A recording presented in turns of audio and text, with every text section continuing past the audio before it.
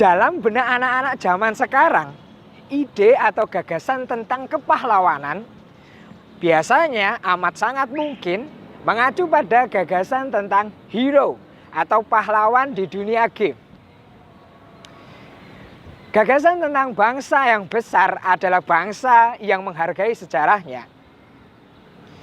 Bagaimana mungkin sekarang kita membangkitkan semangat kepahlawanan itu pada diri anak-anak zaman sekarang? Sementara di pikiran mereka, hero atau pahlawan dunia game lah yang menguasai. Selamat datang di era keterputusan. Terputus, ya, kata yang tepat. Anak-anak kita terputus dengan sejarah bangsa kita. Lantas,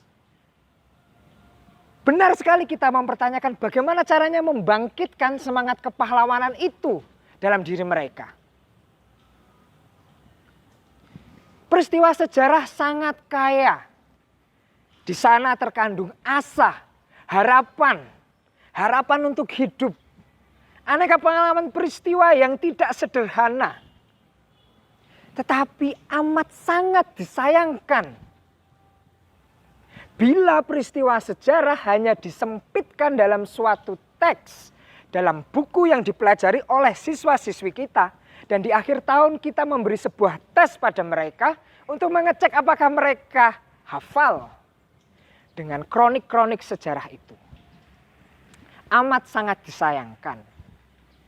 Memang benar bahwa itu adalah cara yang paling efisien untuk mentransfer pengetahuan sejarah bagi jutaan anak-anak generasi kita. Tetapi apakah cara itu efektif?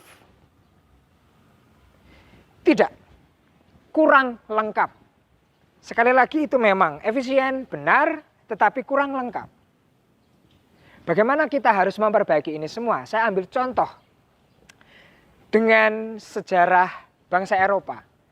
Pada suatu masa berjuta-juta orang mati terbunuh dalam kamp-kamp konsentrasi. Ada satu penyintas bernama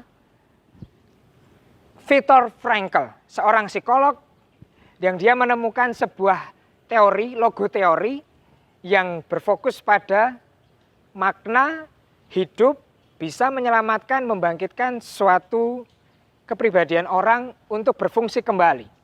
Dan dari logo teori itu, logo terapi itu, Viktor Frankl dapat menyembuhkan sesama penyintas dan juga orang-orang yang mengalami persoalan dalam psikologi. Makna. Ketika seseorang mengalami penemuan makna hidup, dia akan bisa berfungsi seperti sedia kala, berfungsi dengan baik. Dari mana makna itu ditemukan? Refleksi jawabannya. Anak-anak kita harus didekatkan dengan refleksi makna akan suatu peristiwa sejarah. Dari situlah ia akan mampu membangkitkan dalam dirinya semangat kepahlawanan.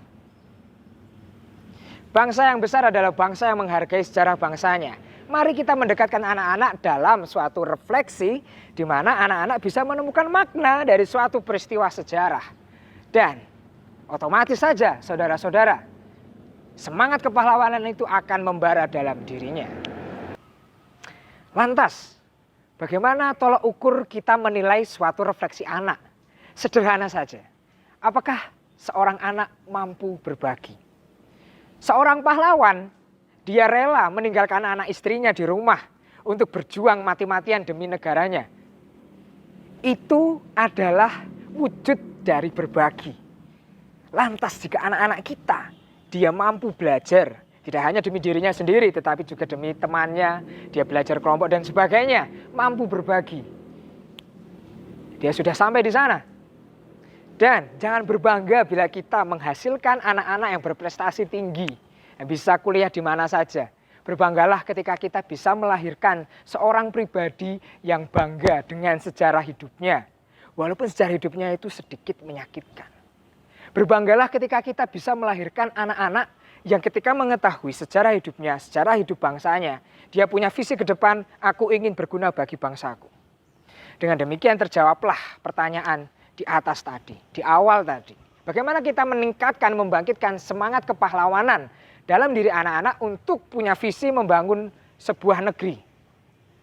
Jawabannya berefleksi, makna, suatu kedalaman. Nah, di sana kita bisa membawa anak-anak kita masuk ke era penemuan kembali. Non scholae sed vitae decimus. Kita sekolah, kita belajar tidak hanya untuk angka, tetapi untuk kehidupan yang lebih baik. Salam pahlawan.